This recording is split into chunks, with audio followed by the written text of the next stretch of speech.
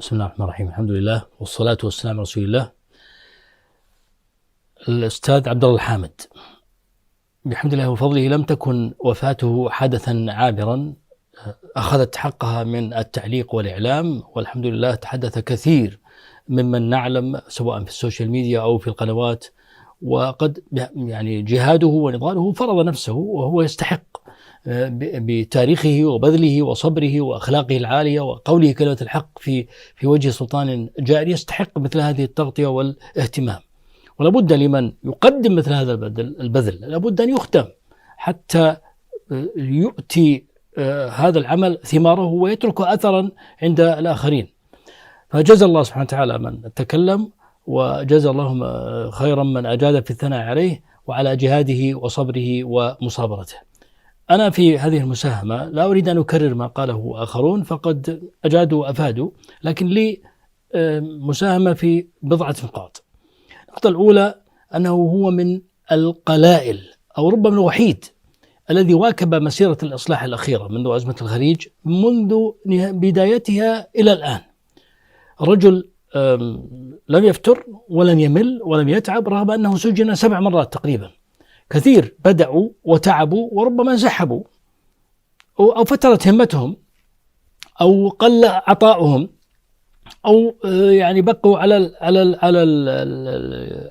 جالي الطريق، وكثير بدأوا متأخرين. يعني صح أنهم لا يزالون مناضلين لكنهم بدأوا متأخرين.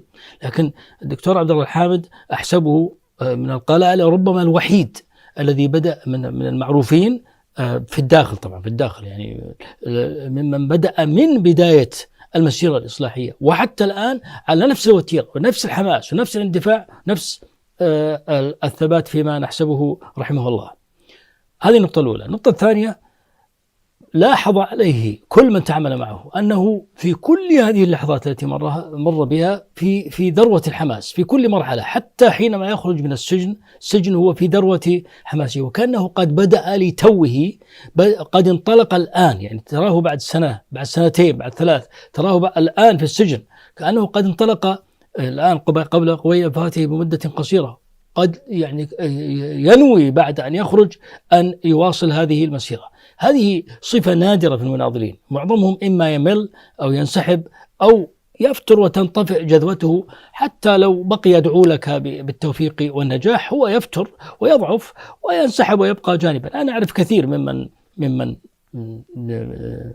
انقلب تماما لأنه خلاص يقول إذا اليد اللي ما تقدر عليها صافحها، أو ممن بقي على جال الطريق وأصبح يدعو لك من بعيد ويقول الله يوفقكم.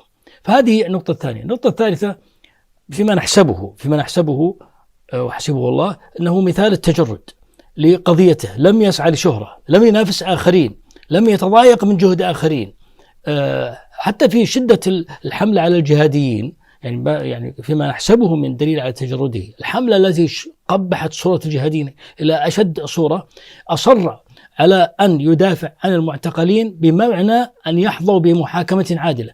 ما هي مشكلة، تعتبرنا مجرم، تعتبرنا مفسد في الأرض، يجب أن يتعرض لمحاكمة عادلة، يجب أن يكون النظام القضائي مستقل. فرجل يشهد له في تجرده وفي ثباته على هذا التجرد. النقطة الرابعة أنه كان يدرك منذ البداية، وأنا شخصيا ممن عايش هذا الأمر، أنا أعرفه شخصيا، و يعني لعلكم تعلمون أنه حينما كنا نلتقي في مجلسه أنا شخصيا من أخذت منه توقيع مساهمته في لجنة الدفاع عن الحقوق الشرعية، ولعلكم تعودون إلى سلسلة المراجعات التي فيها تفصيل عن مساهمته في تلك اللجنة. فهو كان يدرك منذ ذلك الوقت، وقد ذكر لي عدة مرات، يدرك أن وعي الشعب متأخر عن وعي الإصلاحيين. يعني يقول نحن سبقنا الشعب. يعني هل تصرفنا صحيح في أننا قفزنا مسافة بعيدة عن الشعب؟ ليس من باب أنه يلوم نفسه ويتردد، لا بالعكس، هو استمر، لكن من باب المحاسبة والمراجعة. هو يريد أن يراجع الوضع. يعني هل نحن سبقنا الشعب أكثر من اللازم؟ أليس من الأولى أن يعني يكون طرحنا أقل حتى يواكبنا الشعب؟ فهو كان يدرك أن وعي الشعب متأخرا وعي الإصلاحيين، ومع ذلك أصر. يعني لم يقل والله خلاص احنا أدينا ما علينا، خلي الشعب يلحقنا ويدركنا وبعدين نتحرك. لا، رغم أنه يدرك أن الشعب متأخر عن وعي الإصلاحيين أصر على البقاء والاستمرار بنفس الحماس رحمه الله. النقطة الخامسة هو نموذج يفضح نظام الدولة، نظام السلطة القضائي بالذات. يعني هو كيف حكم، وما حكم بأنه يعني كثير مرات الدولة تحكم على شخص أنه مفسد في الأرض، أنه قاتل، أنه متآمر، أنه عمل تنظيم سري، أنه فضلا عن تغسيل الأموال والتزوير والفساد المالي والإداري. هذه كلها حيل يجرم بها الإصلاحيون والمناضلون والمجاهدون، لكن هذا ما عندهم، ما يستطيعون. الرجل يعني شفاف إلى آخر درجة، ويستحيل أن ينسب له شيء من ذلك. ماذا حكموا عليه؟ حكموا عليه بعمله. يعني عمله هذا يعتبر جريمة، عمله الذي هم يعني نصوا على القاضي، نص على أن عمله بالذات ما يقوله في الجلسات وما يطالب به من الشورى ومن العدل ومن إعادة ترتيب نظام الدولة على أساس الشورى والعدل، أن هذا يعتبره جريمة. فهو نموذج يفضح استخدام السلطة لقضائها المنسوب للدين لمحاربة الإصلاح. يعني هو من حيث لم يبذل جهدا، هو فضح السلطة بأنها استخدمت النظام القضائي. نعم، هو ربما أخطأ حينما سلك مسلك الدستورية التي أعطت هذا القضاء شيء من المشروعية في أن يحكم عليه، لكن في نفس الوقت فضحت هذا القضاء الذي يعتبر مجرد مساهمتك في هذا العمل أنه جريمة يجب أن تسجن عليها عشرات السنين. النقطة السادسة، هو صحيح أنه متميز، وصحيح أنه بذل هذا البذل، ولكننا يجب أن يكون نموذجه مذكرا لنا أنه واحد من كوكبة عظيمة، كوكبة متميزة متفردة، موجودون في السجون الآن. يعني العلوان، الطريفي، الهاشمي، الراشد، القحطاني، غيرهم عشرات مئات. منهم الشخص طالب العلم العظيم الذي لا يوجد مثله في كرة أرضية، الشيخ العلوان والشيخ الطريفي، ومنهم العالم والمثقف الذي في تخصصه لا ينافس.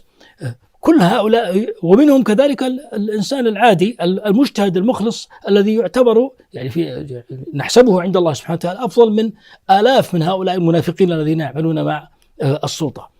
فغيبوا في السجون رغم أنف الشعب الذي يحبهم ويقدرهم ويتمنى أنهم يكونوا في قيادة هذا المجتمع. يعني كان ينبغي مع علمنا وعلمكم أن هؤلاء في السجون ما يحتاج يموت عبد الله الحامد ولا يموت فلان ولا يموت فلان. كان ينبغي أن يكون هذا بذاته إحراج لشعب الحرمين، شعب الحرمين الذي يفترض أن يكون سبيل الصحابة والتابعين، أن يستحي، أن يرفض أن يكون كوكبة الأمة وفضلاؤها وزبدتها وصفوتها في السجون. يعني كيف نسمح بقيادة من السفهاء؟ أنا لا أقصد السفهاء فقط محمد بن سلمان، حتى السابقين، قيادة من السفهاء أن تغيب هذه الشخصيات التي تعتبر زبدة البلد وصفوته، ونعيش ونأكل ونشرب ونتكاثر، ويمر الشهر وتمر السنة وهؤلاء في السجن. عيب يعني ليس فقط جريمة تقصيرنا جريمة، بل هو عيب أمام الله أولا، ثم أمام أنفسنا وأمام العالم، ثم يموتون. يعني يموت الواحد وحنا قاعدين نأكل ونشرب ونتكاثر وكأن شيئا لم يحصل. لعل هذه تكون هزة، تنبيه قوي، يعني لسعة كهربائية قوية جدا تحيي الشعب، تحيي الأمة، وخاصة عدد كبير من المثقفين الطيبين الذين فيهم خير والذين فيهم غيرة لكنهم ساكتون. يا أخي، ما قيمة العيش وهؤلاء يهانون ويذلون في السجون وأنتم جالسون في بيوتكم؟ يعني أنا لا أخاطب إنسان الجاهل أو التافه أو الغافل، لا أخاطب الناس الواعين الذين يعني اختاروا السكوت والبقاء وعاشوا حياتهم وكأن شيء لم يحصل. ما قيمة عيشكم؟ وألا تدركون أن الدور عليكم الآن أو غدا إذا استمر الوقت، حتى لو كنت صامتا. فهي فرصة لأن تتنبه الأمة سواء بوفاة الحامد أو باستشهاد الحويطي. هذا نقول أسأل الله سبحانه وتعالى أن يتقبل الحامد، وأن يجعل وفاته بعد استشهاد الحويطي سبب لنهضة الأمة ووعي الشعب وإدراكهم لخطر هذا النظام المجرم والمستبد، والمحاولة تقديم شيء. ما أنت ابدأ بالنقطة الأولى، أنك تحمل هذا الهم وتسأل الله سبحانه وتعالى التوفيق، وستجد نفسك إذا صدقت قد وفقت للخطوة الأولى. نسأل الله سبحانه وتعالى أن يتقبله وأن يتقبل كل المناضلين، وأن يحسن خاتمتنا، وأن يجعلنا في هذا ركب الشهداء في خدمة هذا النضال وهذه الأمة. سبحانك اللهم وبحمدك، أشهد أن لا إله إلا أنت، نستغفرك ونتوب إليك. والسلام عليكم ورحمة الله.